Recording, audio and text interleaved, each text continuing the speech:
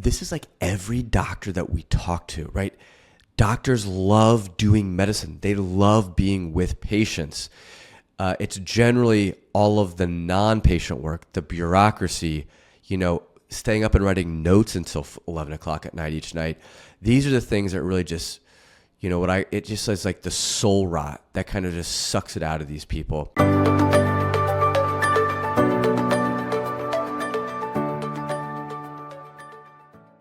Okay, another Dave Ramsey video that was sent over regarding looks like a multi-million-dollar doctor. And we were asked what we thought about this. Also too, every time we have a request that comes in to like do a video or like take a look at something, we throw them together and do one day of recording. I've had some people ask me why I'm always in the same shirt, and it's not that I'm always in the same shirt. We just recorded for one day and did a few videos. So forgive me for not changing in between videos. But with that, let's hop into it. Renee is in San Jose. Hi, Renee. How are you? Good afternoon, Dave. Thank you for taking my call. Sure. What's up? I'm 47 years old, and I need help finding motivation to work for another 13 years until I'm 60 years old. I'm going to try to preempt your questions.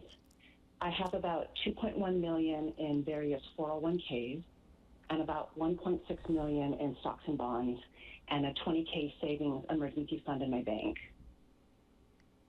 She's off to a great start. As I said, I'm 47 years old. I've never married. I'm being a little facetious there. She's way beyond a start. She's doing great. No kids. I support my parents who are in their 80s, and I have no debt. This sounds actually very similar to a client we have. My 3 houses are paid off, and I've paid off my medical school loans. Okay. I make about $200K a year as a doctor. And in the context of my parental care responsibilities, I met with a financial advisor last year to ask how it would be financially if I had to stop working in order to care for my parents in the setting of COVID. Great question. And she said I could stop working and have enough money to support myself.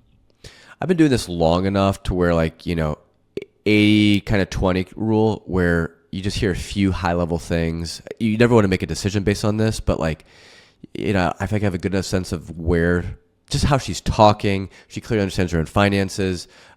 She seems very organized with it all. She went to an advisor. This advisor said she could retire already. All this kind of is checking a lot of these very high level boxes. But she's clearly in a great spot here. Now, if I work another 13 years until I'm 60 years old, I'll get free health insurance for the rest of my life, and I can start receiving my pension at age 60 years instead of at age 65 years. What do you like about your work? What do you not like about it? Thank Ramsey, great question. I like this. you for asking. I love my job. I love seeing patients. I feel so blessed. It's such a privilege. If I had to take care of my mom, I don't know if I could work at the same time. I wouldn't want to put her in a nursing home because then I wouldn't be able to see her. But you don't need motivation to work for 13 more years if you love everything about it. What is it you don't like? What do I not like? Well, work is overwhelming these days in the setting of COVID. I always work more than my paid hours, and I accept that. If I truly didn't feel the need to work, I might go to music school. I play the piano and the violin, and it's always been a dream of mine to apply to a music conservatory. As an advisor, what she is describing right now, I call these gold nuggets. I mean, she is giving Ramsey gold here, right? If I was sitting with this woman, first of all, her openness would be so appreciated. Like, she is telling you what she wants to do with her life. It's just so rare that someone even can verbalize that. Most people don't even know. What she described about being a physician, right? She loves working with her patients, yet she works a lot. Obviously, this was during the COVID years. This is like every doctor that we talk to, right? Doctors love doing medicine. They love being with patients. It's generally all of the non-patient work, the bureaucracy, staying up and writing notes until 11 o'clock at night each night. these are the things that really just, it just says like the soul rot that kind of just sucks it out of these people. And it's such a shame because like these are good people who do great work. We need them in society. And yet it's all these non-clinical factors that generally lead to what she's describing here. Like she's speaking to this unmotivation to keep working for 13 more years. We'll keep going here, but just a classic case. Just a classic in the sense that like what she is speaking to is just so many times the general experience of physicians, the ones that we work with as well, at least. Yeah, Renee, here's the deal. You are need a Renaissance woman. Yeah. $3.7 million. You're a doctor, and now you want to go to a music conservatory. Is there anything awesome. this woman can't do? You're amazing. I've said this before. We have a physician, plastics, has done very well, and came to us one day and she wanted to go be a barista at Starbucks. Again, a gold nugget. She ultimately got back into medicine after taking a 2-year hiatus. And she didn't actually, being a barista at Starbucks was part of that, but she also did some writing, etc. Just so healthy though for the mind and the soul. Yeah, everybody's going, I feel a little bit worse about myself, including me. But Renee, Dave's right. You don't need motivation. You need a mission. I don't know what that means. I think you've got to say it's okay. I think you have to let yourself off the hook. I've heard these calls before. Is there some sense of, and I don't want to use the word guilt in the normal sense that we use it with like you did something wrong, but is there some sort of guilt or shame that you have when you allow yourself to envision not being a doctor because you do love taking care of patients, but you've got this other side of you that you want to explore? Is there some sort of guilt or shame you're dealing with? I don't love the way he frames this question, but we'll see what he goes with here. call it guilt or shame, but what would you call it? Lost opportunity. Yeah. All right. So if in the next 13 years I develop arthritis or lose my hearing, will I regret not having taken the chance of getting my skills in place and the answer is auditioning? Losing my hearing, I mean, I don't know where that's coming from. Maybe there's a medical history to take into account here. Or maybe she's just kind of highly, being in medicine, they kind of see the worst. And they, physicians can think it's going to happen to them. I'm not sure where this is coming from with her, but I would pursue that a little bit more if I was with her. Yes. And trying. I think the answer is yes. That's what I hear. What do you think the answer is? Well, force the answer down her throat, why don't you? There's a high chance I would regret it. I mean, there are other outlets for music. It's just that our local orchestras and string quartets aren't meeting currently. All right, let me ask you this really quick. Let me ask you this. What kind of a doctor are you? General practice is a specific type of medicine you do? I'm an OBGYN. I deliver babies. Okay, that's awesome. So therein OB-GYN making $200,000 a year, that's low. Actually, lies the extra hours, right? And you just keep delivering babies. I think you're at a position professionally and financially where you could draw back a little bit and not work as much as you are. I'll bet she has. $200,000 is low for an OB-GYN, just relatively speaking. I'm wondering if she already has pulled back. And begin to pursue cut your practice in half. I agree with I mean, there's no way to know that unless and get the best of both worlds. Yeah. Get the joy of delivering babies that you still have joy from, and you love your patients. But you're just doing too much of it, and it's got you boxed out of doing other things you want to do. Cut your practice in half. You can afford to do whatever you want to do. If you're Ramsey's right.